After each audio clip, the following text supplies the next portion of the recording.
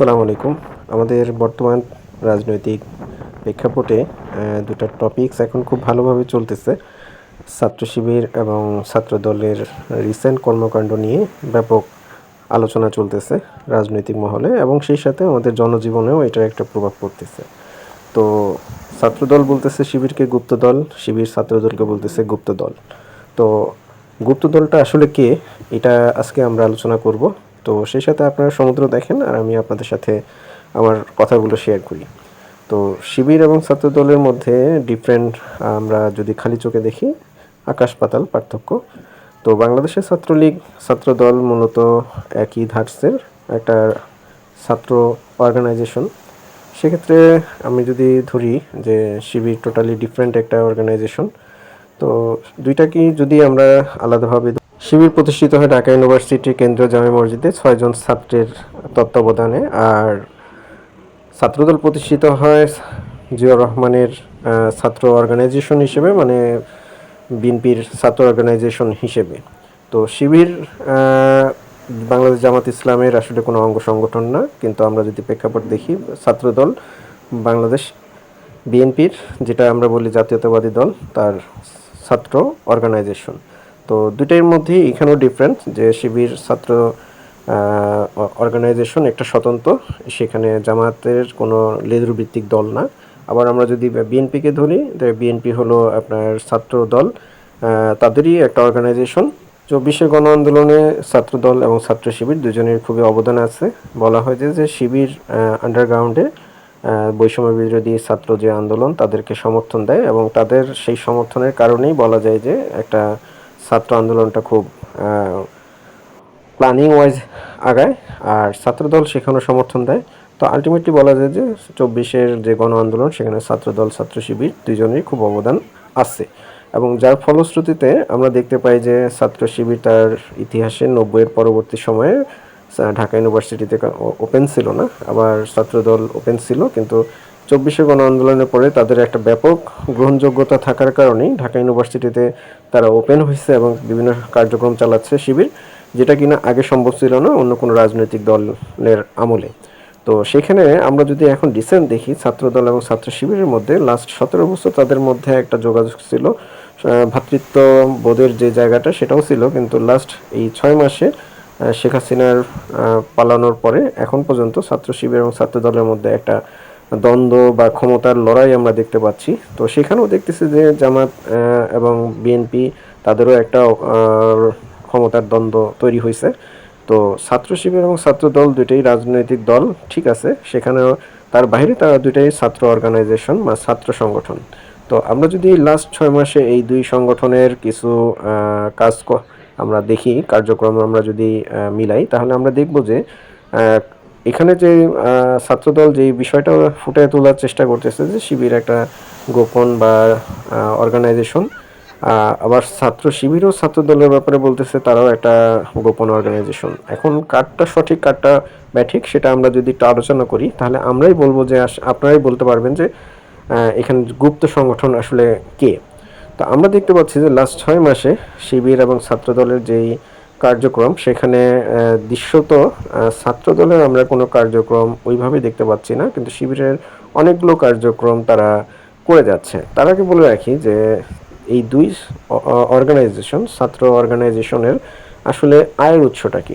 আমি যখন এটা নিয়ে ঘাটাঘাটি করতে গেছি, তখন আমি দেখছি যে ছাত্র দলের আয়ের উৎস আসলে ওইভাবে কোনো বেসিক কোনো গ্রাউন্ড আমি খুঁজে পাইনি, কিন্তু শিবিরের যদি আমি তাদের আয়ের উৎস খুঁজি, তাহলে আমি দেখতে পাচ্ছি যে ওরা নিজেদের পকেটের টাকা দিয়ে ওরা সংগঠন করে, এবং তারা তাদের বেশ কিছু মানে প্রতিষ্ঠান আছে যেখান থেকে তারা আয় করে, যেমন ফোকাস, রেটিনা, এবং প্রত্যেকটা ইউনিভার্সিটির তাতে তাদের এক একটা কোচিং সেন্টার আছে যেখান থেকে তারা একটা বিশাল পরিমাণ আয় করে।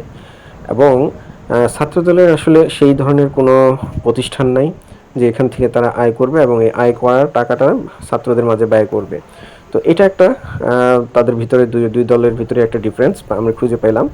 সেই সাথে ছাত্র অর্গানাইজেশনের মধ্যে শিবির এবং ছাত্র দলের মধ্যে তাদের রিক্রুটিং যেই প্রসেসটা, সেই প্রসেসটা ছাত্র দলের যে কেউ এসে বললে বা তাদের একটা সমর্থন ফর্ম ফিল আপ করলেই বলা যায় যে ছাত্র দলে সে একটা বড় পোস্ট পেয়ে যাচ্ছে বা ছাত্রদলের কারো পিছনে ঘুরলে বা কোনো নেতার পিছনে, বিএনপির কোনো নেতার পিছনে ঘুরলে, তাদের মাদার অর্গানাইজেশন, সেই অর্গানাইজেশনের কারোর পিছনে ঘুরলেই সে ছাত্রদলে একটা পোস্ট দিয়ে দিলেই হয়ে যায়। কিন্তু আমি যখন শিবিরে দেখলাম পুরোই ডিফারেন্স। এখানে হলো যে তাদের কোনো নেতার পিছনে ঘুরলে হয় না, তাদের আগে সমর্থক হইতে হয়, সমর্থক থেকে সাথী বলে, সেখান থেকে তারা সদস্য, সর্বোচ্চ পদ যেটা সেটা হয়।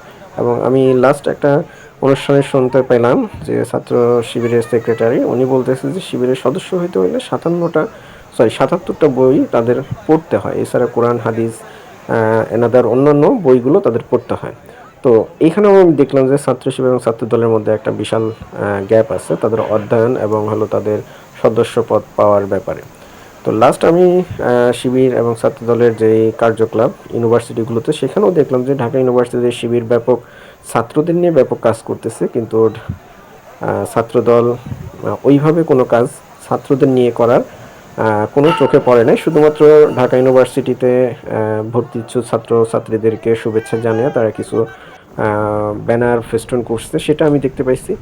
এরপরে লাস্ট এই অভ্যুত্থান পরবর্তী সময়ে ঢাকা ইউনিভার্সিটি না, বাংলাদেশে ছাত্র শিবির 11 দিনের মধ্যে তাদের সকল কমিটি 100+ তাদের কমিটি সেগুলো তারা কমপ্লিট করছে এবং তাদের রুট লেভেল পর্যন্ত তাদের কমিটিগুলো কমপ্লিট করছে।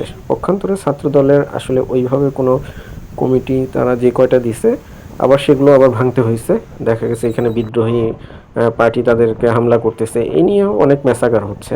তো আলটিমেটলি যে জিনিসটা দেখতে পাচ্ছি যে ঢাকা ইউনিভার্সিটি সহ অন্যান্য ইউনিভার্সিটিতে ছাত্রদল গত 17 বছর 5 জন 10 জন 20 জন নিয়ে যে মিছিলগুলো করছে ব্যানার নিয়ে, এখন তাদের সেই ব্যানারের সামনে বা পিছনে এখন শত শত লোকজন আসতেছে। এখন ছাত্র শিবিরের পক্ষ থেকে বলা হচ্ছে যে এদের তো আগে কখনো তাদের সংগঠনে দেখা যায়নি, তারা এখন কোথা থেকে আসতেছে। তো তারা বলতেছে যে ছাত্রদল গুপ্ত সংগঠন, তারা বিভিন্ন রাজনৈতিক দলগুলোর আশ্রয় ছিল, এখন তারা বের হয়ে আসতেছে। আবার শিবির বলতেছে যে ছাত্রদল বলতেছে যে শিবিরের ব্যাপারে যে তাদের বিভিন্ন ইউনিভার্সিটিগুলোতে 5 জন 10 জনের কমিটি ঘোষণা করতেছে, কিন্তু বাকিদের বলতেছে না। এখানে শিবিরের বক্তব্য হলো যে তারা লাস্ট 15-16 বছরে যে অভিজ্ঞতা অর্জন করছে যে তাদের সকল নেতাকর্মীর নাম পরিচয় প্রকাশ করে দিলে তারা পরবর্তীতে পুলিশ এনাদার দিয়ে আইন শৃঙ্খলা রক্ষাকারী বাহিনী দিয়ে তাদেরকে হ্যারাসমেন্ট করা হয়, যা কিনা তাদের পড়াশোনা এবং এনাদার অনেক কিছুতে ক্ষতি হয়। যার জন্য তারা একটা কৌশল অবলম্বন করছে যে তাদের নেতাকর্মীদের নাম তারা প্রকাশ করতেছে না অল্প কিছু ছাড়া।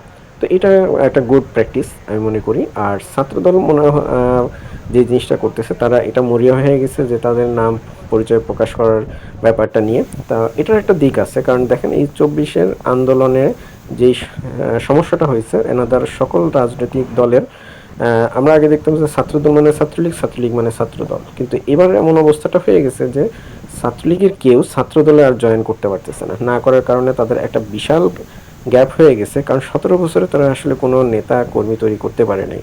তো ছাত্রদলের সভাপতির বয়স হিসাব করলে ছাত্রলীগ শিবিরের সভাপতির বয়সের সাথে অনেক ফারাক।